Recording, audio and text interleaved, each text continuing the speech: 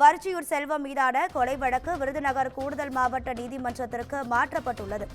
கடந்த 2021ஆம் ஆண்டு செந்தில்குமார் என்பவரை கொலை செய்த வழக்கில் வரிச்சியூர் செல்வம் உட்பட 7 பேர் மீது வழக்கு பதிவு செய்யப்பட்டது. 7 பேரும் இன்று விசாரணைக்கு ஆஜரான நிலையில் வழக்கை விருதுநகர் நீதிமன்றத்திற்கு மாற்றி நீதிபதி உத்தரவிட்டிருக்கிறார்.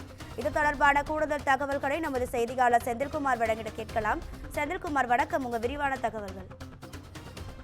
அதாவது ராதிகா, மதுரையை சேர்ந்த ரவுடி வரிச்சியூர் செல்வம் மீதான கொலை வழக்கை விருதுநகர் கூடுதல் மாவட்ட நீதிமன்றத்திற்கு மாற்றிய முதன்மை நீதிபதி ஜெயக்குமார் ஜூலை 17ஆம் தேதிக்கு ஆஜராக உத்தரவிட்டுள்ளார். மதுரை மாவட்டம் வரிச்சூர் பகுதியை சேர்ந்த ரவுடி செல்வராஜ் என்று சொல்லக்கூடிய வரிச்சூர் செல்வம் இவரது கூட்டாளியான விருதுநகர் அல்லம்பட்டியைச் சேர்ந்த செந்தில்குமாரை கடந்த 2021ஆம் ஆண்டு கொலை செய்ததாக தொடரப்பட்ட வழக்கு என்பது விருதுநகர் நீதிமன்றம் நடுவர் 2இல் நடைபெற்றிருந்தது. இந்த வழக்கை ஸ்ரீவில்லிபுத்தூரில் உள்ள முதன்மை மாவட்ட அமர்வு நீதிமன்றத்திற்கு மாற்றி நீதிபதி ஐயப்பன் என்பது உத்தரவிட்டார். இந்த வழக்கு மீது விசாரணை ஆதரவுக்காக வரிச்சூர் செல்வம் மற்றும் அவரது கூட்டாளியான கிருஷ்ணகுமார், ஈஸ்வர், சாய் தேஜ், சதீஷ்குமார் உள்ளிட்ட 5க்கும் மேற்பட்டோர் ஸ்ரீவில்லிபுத்தூர் நீதிமன்றத்தில் ஆஜராகினர்.